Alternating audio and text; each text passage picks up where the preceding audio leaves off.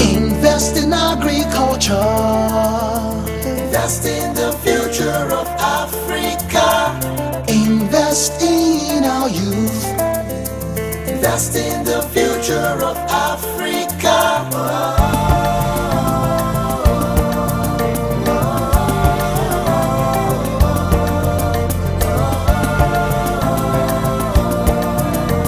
Invest in the future of Africa. As a UNDP, one of the things that we've realized is that over the years, agriculture has become a profession of old people. A lot more young people graduate within the rural sector or grow up within the rural sector with one ambition: to escape to the urban areas, supposedly because life is better. I'll take the example of Malawi. I find that most people want to get into agriculture as they are about to retire. So I've been working for 30, 40 years, and then as I'm about to retire, then think, oh, maybe let me get an estate where I'll do some farming and I'll look at agriculture. Deciding to be a farmer is not exactly the most sexy position that you can have. And what ends up happening is that young people try, and it's already been proved with the census statistics, is to move more to urban areas. This in part explains an underinvestment by both the public and the private sector in agriculture on our continent. The incentive for young people to work on the land as entrepreneurs in the agro-based industry or as farmers has been very minimal. Because agriculture, the returns are not as immediate. The levels of capital investment required to make agriculture work, the sophistication of markets, dependence on rain-fed agriculture, the high cost of chemicals for those that depend on chemicals, low technology access, and also inavailability of adaptable, ecologically friendly technology has been a major disincentive for young people to engage in agriculture. Agriculture is not one of the forefront of career that many youth would think about. And how do we make it get there? How do we make it that when people are considering options and careers, agriculture is one of them? And I think we have fallen short because we haven't sold the opportunities. We talk about the opportunities in IT and in medicine and in legal profession and engineering, but no one actually ever talks about what is the opportunity that sits in agriculture. While government is trying to put across programs, for some strange reason, young people are unable to access those programs. The reason being we are unable to reach as many as we're supposed to be reaching.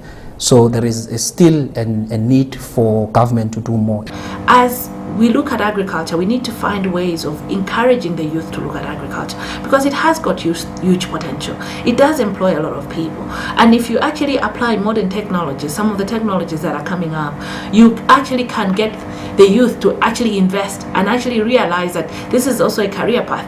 And you don't even just have to work as an extension service provider or an officer in the Ministry of Agriculture when you studied agriculture. Actually investing into your own farms, into your own systems, you can actually be able to produce more and produce even better quality products because you're getting people that actually understand how the market works. You're getting people that actually understand modern technology. How are young people being taught in schools about what are the very many different options that they can do? For example, young people are told, no, you must go, you do your matric and then you have to aim for university. If you fail at university, then you have to go to the city and find a job there. But you're not told, no, you can stay here and be successful as a farmer just as our family has been. So there's also like that lack of historical connection with agriculture can be a success, as well as the access to the infrastructure to support you being successful in what you want to do. In my country, still agriculture is still regarded as an activity that only people, in the farms or in the rural areas are supposed to do. Yeah, so that's basically the main difficulties that are hindering people's interests in agriculture, especially amongst the youth.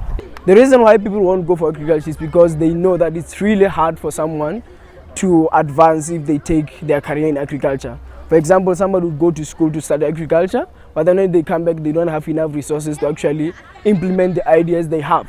So people get discouraged. They don't have access to natural resources. For example, especially in rural areas, it becomes a challenge for young people to have title deeds and have access to land. You find that the lands that they operate and work on belongs to their great-grandparents or their parents, and sometimes because of the communal land tenure system in South Africa, the land belongs to the chief, so it becomes a challenge for them to access such land so that they can turn it into productive land and use it.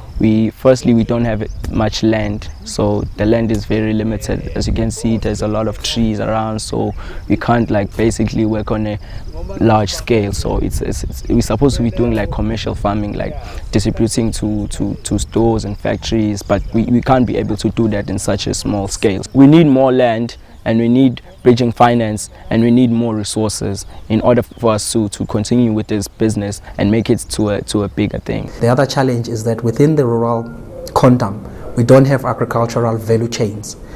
As a result, whatever produce or whatever it is that they are doing cannot be transferred into the market or to the intended recipient. The UNDP's major intervention is to look at the entire value chain. In the entire value chain, you look at access to the productive resource, which is land, water, and seeds. So the issue of water governance, the issue of seed access, and the issue of access to fertilizer is important. So within production, it is important to increase productivity by supporting the capacity of young entrepreneurs to understand how to engage agriculture as a business, to understand how to produce and produce more sustainably. Africa's land is fertile, sustaining grains and animals, abundance in food and cash crops, livestock's for agriculture.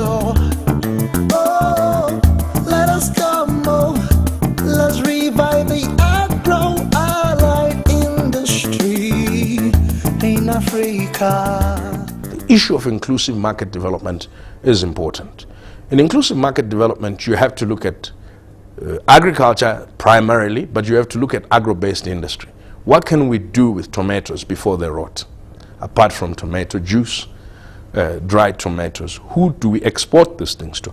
How do we build regional value chains that allow comparative advantages in different areas to be projected for the benefit of other areas? But if we could have a focus that gives these kind of students opportunities, if they've realized someone is really interested in agriculture, they make sure that they help the person in getting enough education in agriculture and supporting the person after school to make sure that they implement all the ideas that they have. I think that would encourage people to actually follow their passions instead of going for jobs that they think pay when they actually don't have passion for those things and neglecting things that are real problems in the continent. How can we ensure that young people engaged in these industries actually get to also see the opportunities in the downward industries and upstream industries that may not be the farm itself?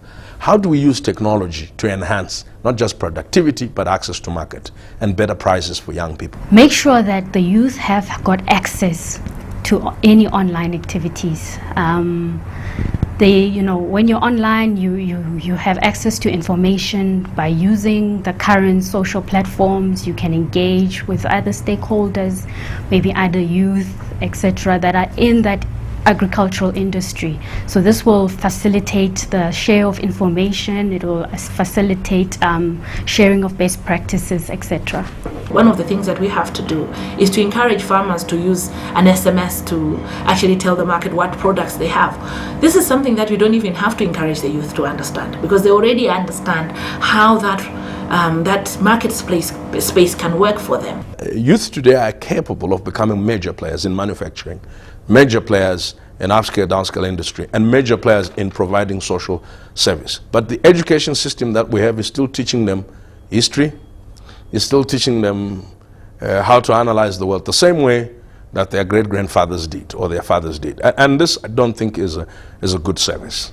I think that we deliberately need to look 50 years and say, how will Africa grow in the next 50 years and grow the skills base? Basically, in the context of agriculture, this will take a collective effort. I think it takes a collective effort of a lot of people from schools. How do we ingrain the ethos around agriculture very early in a child's institution. So the education system also has to support the long-term goals and opportunities that the continent faces and offers. The environment around the policy and the government provides to African entrepreneurs, including agricultural entrepreneurs, is no different.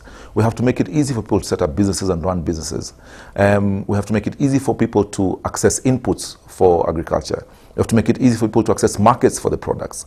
So the principles are pretty much the same, but I think the government has a big role to play in that context in allowing the entrepreneurial space to thrive for any entrepreneur, amongst them agricultural entrepreneurs. And I think it's also very critical, with specifically around agriculture, that we find resources to fund research. That the agro-based industry and agriculture is more attractive to young people, so that young people are not forced to earn a living in very sordid conditions in the urban areas, when they could actually turn their 5-hectare plots in the rural areas or peri-urban areas into highly productive greenhouses that can earn them a living and also enhance their economic status.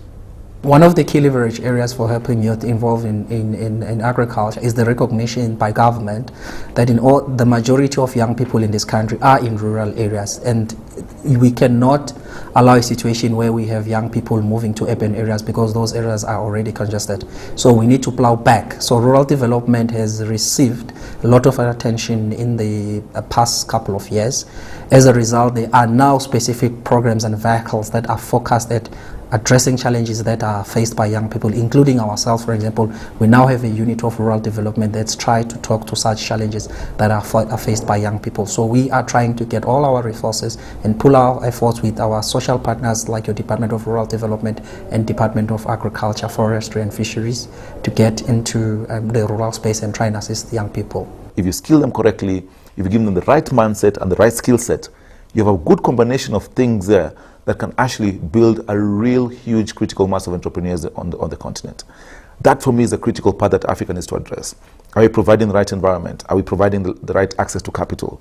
Are we providing the right empowerment and trust for these young people? Today, this is the time for agriculture in Africa. There is an ongoing reemergence or relaunching of agriculture. And as such, you have seen through the NEPAD process that governments are now reprioritizing agriculture. And combined with that, there is this big opportunity, this super big opportunity about the markets for food. FAO just put up last year a report which estimates that there will be an increase of 40% of food demand throughout the world. And if you combine this with the fact that also Africa is the only remaining place where there is a huge chunk of land, 60% of Arab land in the continent is still in the continent. If you combine those factors, the revitalization of agriculture, this provides a good background for opportunities for the youth to participate. If we get the youth to understand that there is value in agriculture, to actually have a passion for agriculture, we believe that this is where we can realize real growth for Africa and actually real, economic enhancement for Africa.